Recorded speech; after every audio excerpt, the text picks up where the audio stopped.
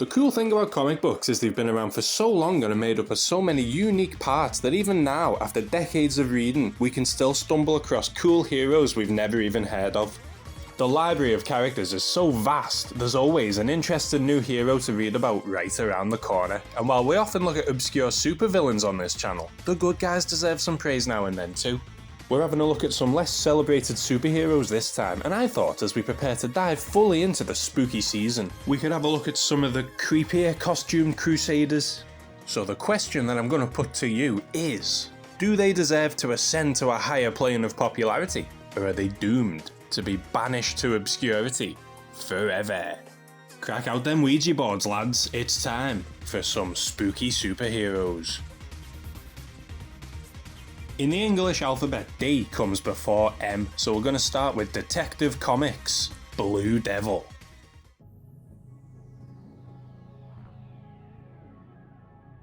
I've only ever heard one person talk about Blue Devil on the internet. It was one of the lads on the Fire and Water Network podcast, I think specifically the one who loves Firestorm.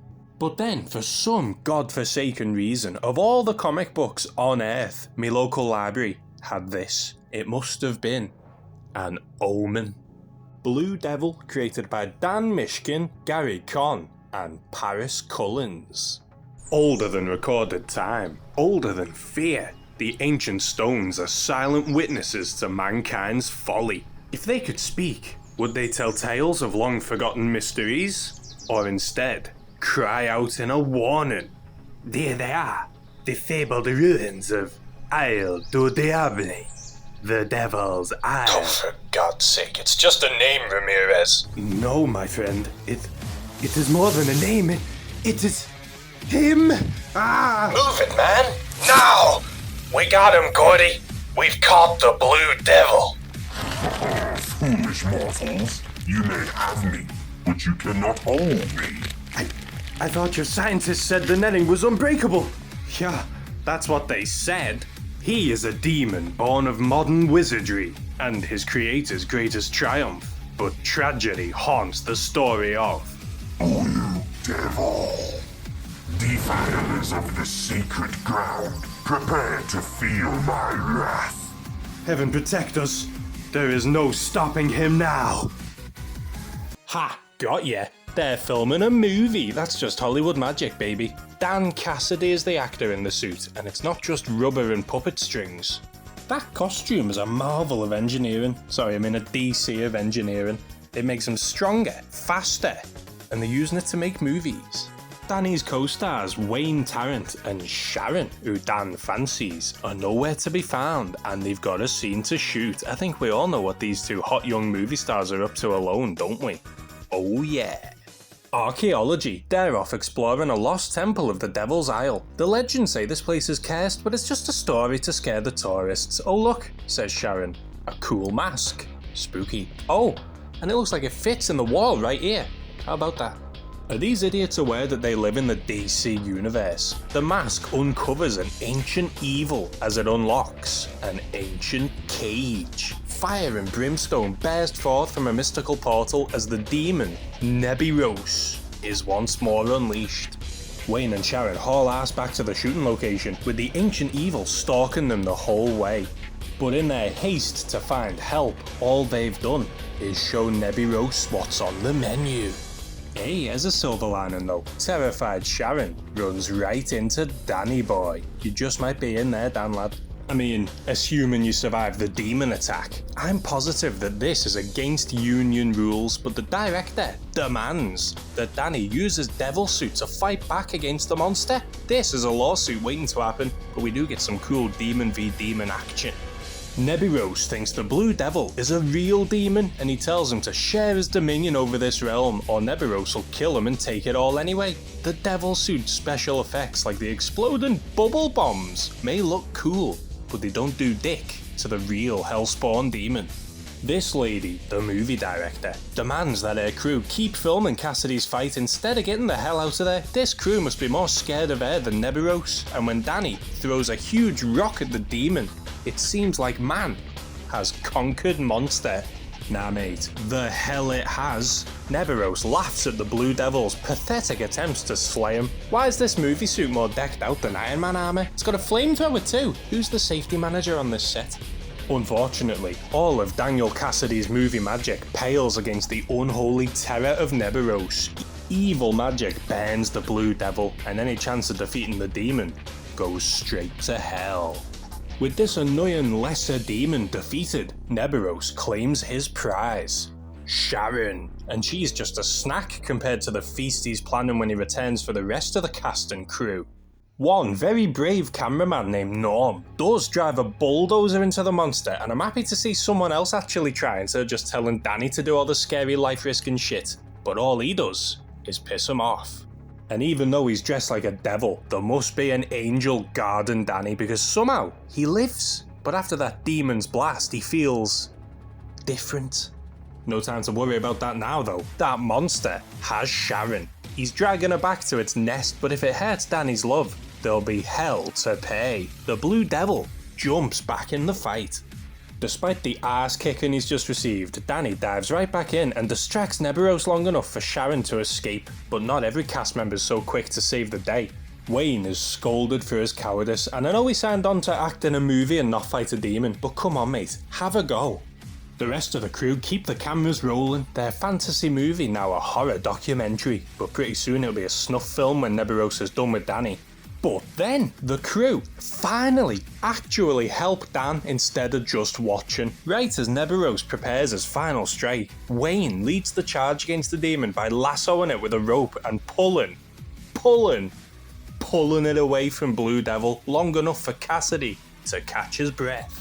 The distracted demon takes a friggin' rocket to the face. Why does the suit, designed for movie making, shoot real rockets? This shit is so risky, dude. Imagine if like Nicolas Cage got hold of this. The Blue Devil has forced Neberos back into the site of its awakening, the Forbidden Temple, and Sharon tells Danny how they accidentally unleashed the beast. But if they opened the door, they can close it.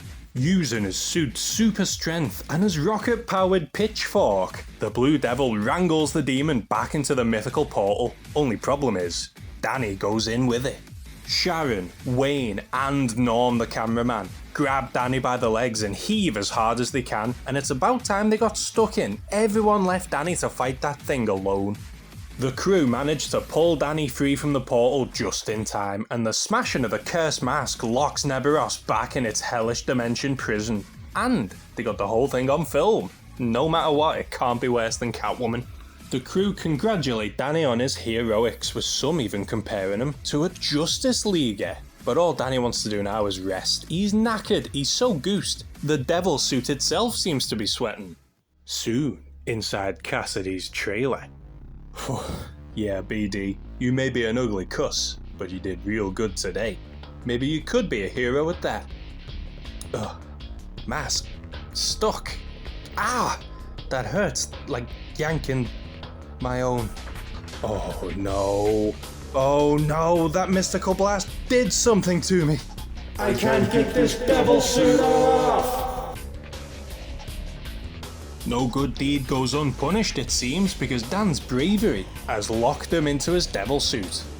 Forced to wander the earth in the visage of a demon, sowing fear in the people he strives to save. Thus is the curse of the Blue Devil. Cool as hell character though, but so convenient he built a weapon system into his stage outfit.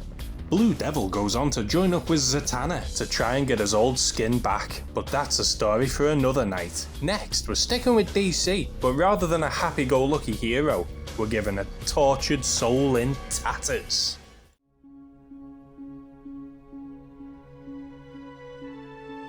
Next up is the RAGMAN, a scruffy super created by Robert Kanigher and Joe Kubert.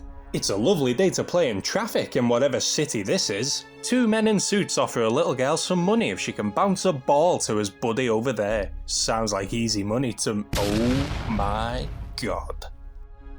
It was an assassination, and now the thugs responsible are legging it. But what's this? Is that a man lurking in the trash? A witness? Better not risk it. They put a few bullets into the rubbish and flee to the rooftops. But that wasn't just garbage these fellas shot at. The RAGMAN rises from the trash. The RAGMAN leaps for the fire escape ladder upon which the killers had ascended. Only his intense eyes confess the painful wound he otherwise forcefully ignores. On the rooftop, as fresh wash flaps like dangling skeletons, the killers suddenly halt. Now what? Hold it, Anders. There's something hiding behind those clothes. There! What's that? Ice 'em! The blazing bullets seem to melt in the RAGMAN's cloak. Where is he? That cloak is hiding him. Fill it full of holes. The tattered cape suddenly erupts with two steel fists crashing into gaping jaws. The freak's in the middle. Between us. We got him in a crossfire. Cut him down. If you've got a hat, I've got some slugs that'll find it. I'm going over the roof. The tattered tatterdemalion watches dispassionately as the killer hurtles down, down, down. Torn clotheslines wrap their washed shrouds around the fallen body until it halts abruptly on the ground below. The RAGMAN just watched as this gangster fell to his death. He didn't give a shit, mate. And why should he? Soon we'll learn why this hero can be so heartless, but for now, his job is done. The RAGMAN returns to where he came from, a second-hand shop called Rags and Tatters, where our horror hero wears a less frightening face. Rory Reagan, his name literally has the word rag in it, does more than just run the shit shop. He looks after his local community, be it by giving them good deals or just by giving them a hand in day-to-day life. Also, he's apparently a Vietnam vet. You can tell this guy's a DC superhero because his love interest is a reporter. Jesus, what a shit headline this is. Betty Berg witnessed the RAGMAN herself through a camera lens, and she wishes her boyfriend to do something worthwhile with his life as well, instead of getting lost in his dead father's junk shop. But dude, she just doesn't get it. Women, am I right, fellas? How could Betty understand what it means to be a boy raised in people's rubbish? One man's trash is another man's treasure, but not long ago Rory and his dad were treated worse than shit, all because Mr. Reagan was a junk man. But he swore one day he'd have enough money to give his boy the life he deserves.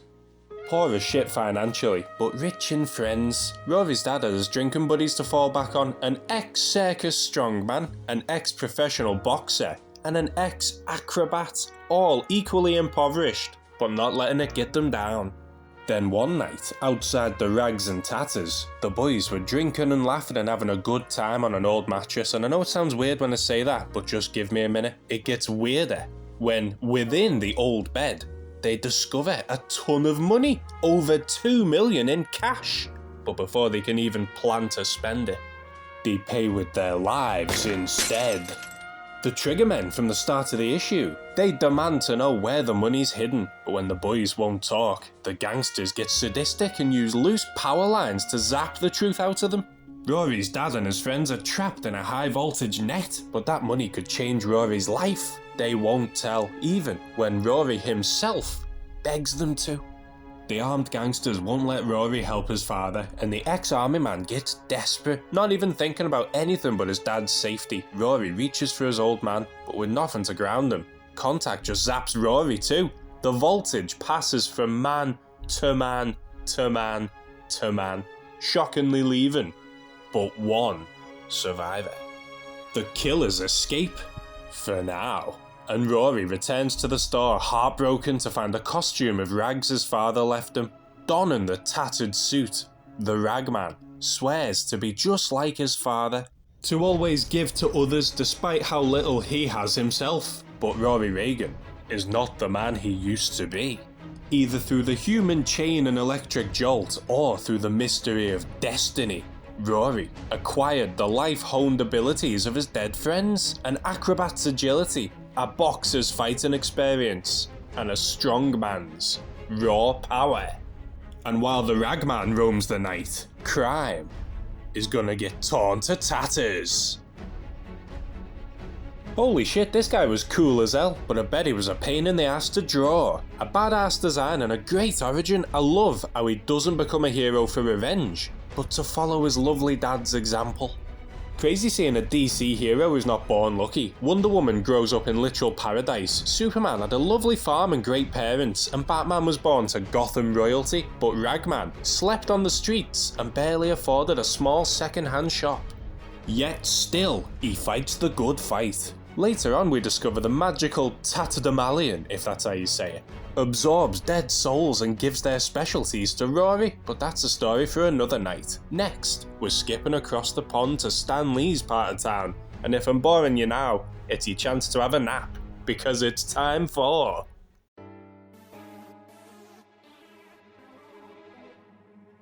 Sleepwalker, created by Bob Budiansky and Brett Blevins. When crime snoozes, crime loses. Teenager Rick Sheridan's fun is suddenly interrupted by one pissed off grey ghoul. But Rick's mates don't even seem to notice the bug-eyed monster. Ooh, but the monster notices Rick. Thank Christ it seems to have just been a dream. But what the hell kind of dream was that? I'm sure Ricky would rather dream about his girlfriend here, Alyssa, but the nightmare has him shaken. The kid has trouble in his sleep and while he's awake because some punks harass the owners of his apartment building. Rick drives them off this time, but they swear they'll pay him back for this disrespect. School, work, and his love life have Ricky knackered already. An early night's always a good idea, especially when you're dreaming about stuff like this. Rick, my man. Oh shit, that cosmic cockblocker turns up again and ruins Rick's dream. But this time the kid doesn't stand for it. He tries to fight off the nocturnal invader, but the monster's strange glowing medallion makes his subconscious suboptimal. Until Rick grabs the medal and gives the freak a taste of his own medicine. Ricky blasts it back where it come from and returns to sweet dreams. But our story isn't over yet. Rick wakes up nice and refreshed, thinking his fright nights are all over with now he's beat his monster. But if you live in the dream, you live in real life. The news shows a failed warehouse robbery apparently busted up by the very creature Rick sees in his dreams. It's real! Rick is now terrified by his premonition, and it only gets worse for him when later that night at the fun fair, Rick dozes off on the ghost train and the alien invader appears again. But this time, Alyssa sees it too. But what is the link between Rick Sheridan's snoozing and this monster? Well, Rick himself doesn't want to find out. For days, Rick forces himself to stay awake, dreading accidentally unleashing the bug-eyed beast. But the human body needs sleep to function, and once well-rounded Rick becomes frayed at the edges. Good thing this is the 80s, because coffee would not work for the modern teenager. All the cans of Monster burned out my caffeine receptors in college. Ricky and Alyssa go late-night shopping for, you guessed it, more coffee. But the only brown beans they find are in this shopkeeper's pants because this is a hold-up. And it's perpetrated by the two punks who were harassing Rick's landlord. They did swear revenge as I recall. Where the hell is Daredevil when you need him, eh? Weakened Rick gets knocked out in one, but if these thugs think this fight is over, they're dreaming.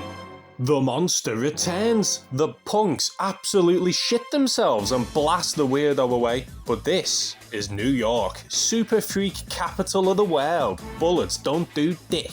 So they grab Alyssa as a hostage and leg it. This monster doesn't just look weird, he is weird, recovering from half a dozen bullets in a second and spookily floating after his prey. The thing uses psychokinesis to weaponize the city itself against the troublemakers. A lamppost is sharpened to pinpoint and pierces their getaway car. Then the mailbox swallows one of them whole, and dude, if bullets didn't stop this thing, what's your little pipe gonna do?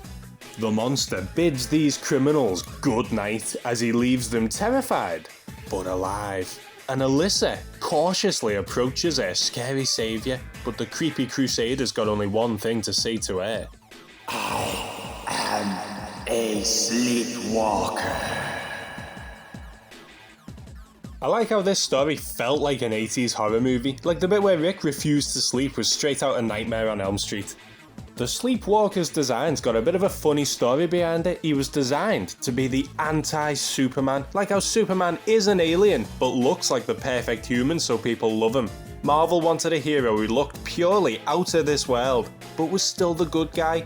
And he was a creepy bastard, wasn't he? I do think Rick felt a bit too perfect though. He tutored people, he was his own building's handyman, he had a girlfriend and was basically loved by all until Sleepwalker possessed him. Except from those two generic thugs, there wasn't a lot of conflict for him. Sleepwalker goes on to battle the absolutely based 8-Ball. And it's revealed that they're like dream police, saving your subconscious from undesirable demons. But that's a story for another night. And speaking of night, must be a full moon, because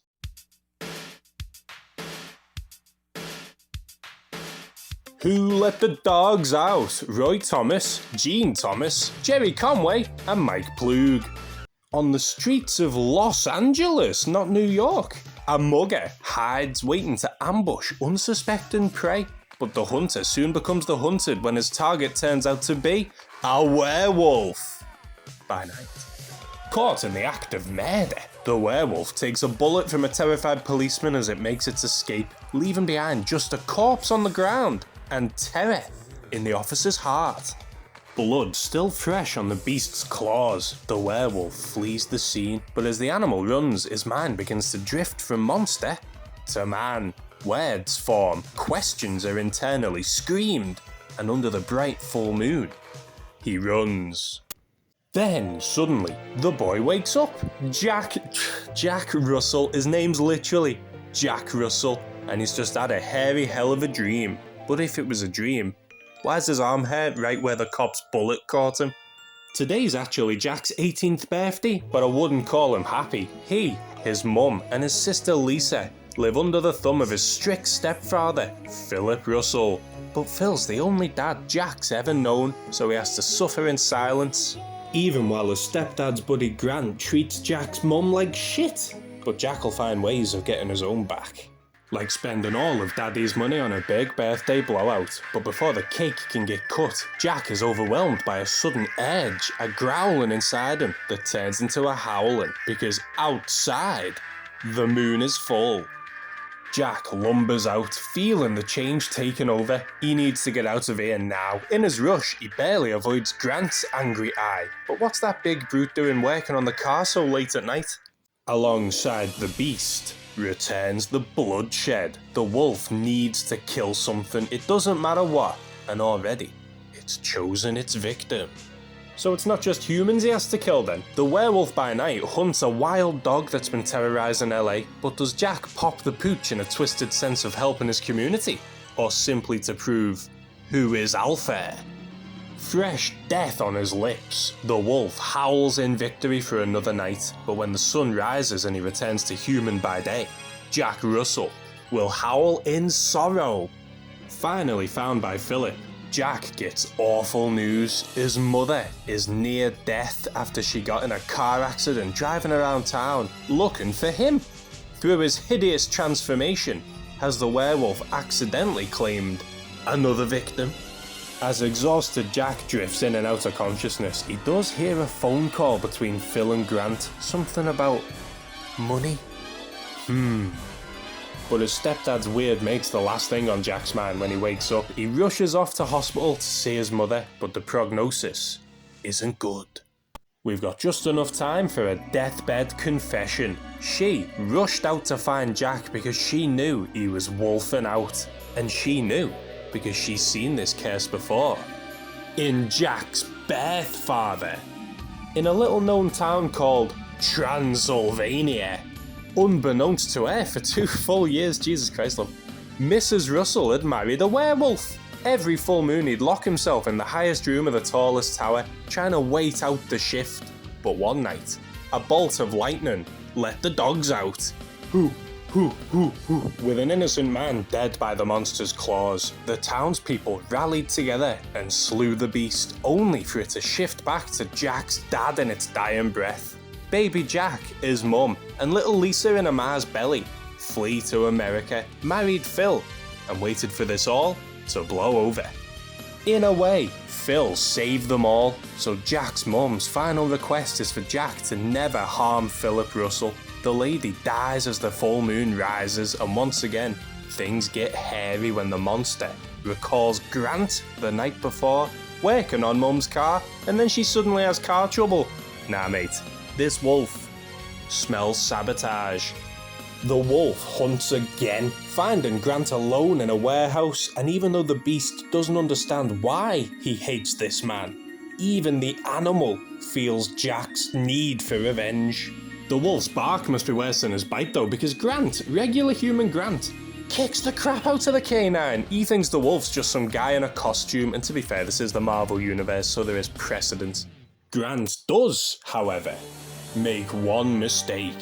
He asks if Philip Russell had sent the Wolfman to silence him after purposefully murdering Jack's mother.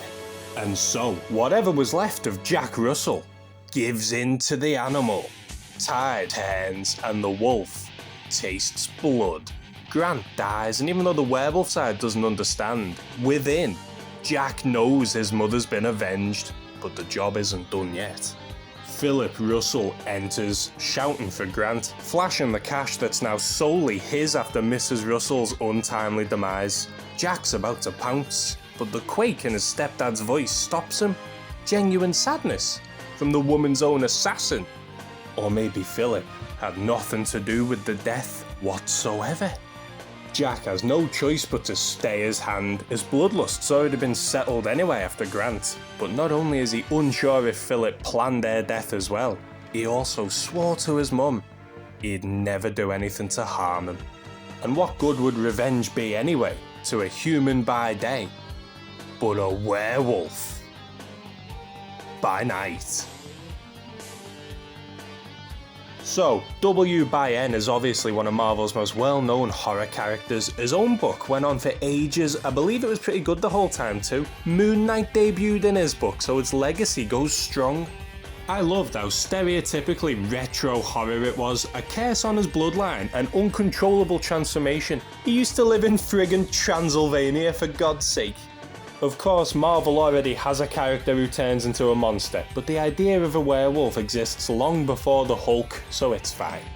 Werewolf by Night goes on to uncover the mystery of his curse and even fights friggin' Dracula himself. But that's a story for another night. Ooh, don't know about you, but I'm well and truly spooked, therefore ready to crack on with our Halloween specials now, mate. Who was your favourite of these four?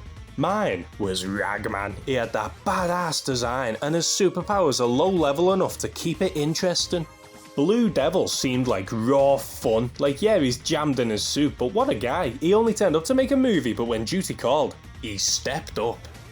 And later on he shags Zatanna, so you've got to give it to him. Sleepwalker was the creepiest one we saw today. His silence as he kicked ass and his utterly alien face made him the hero I'd least want to bump into in a dark alley. And the raw mystery surrounding him was cool as hell. And Werewolf by Night, as I said, a horror classic, reborn with more mysteries to be solved. Boss. The idea of fear is vital to comic book heroes. Heroes can stand against fear and inspire hope. Sometimes it's the hero themselves who are feared. Marvel. And all the villains use fear to get what they want if the heroes don't stand up to them.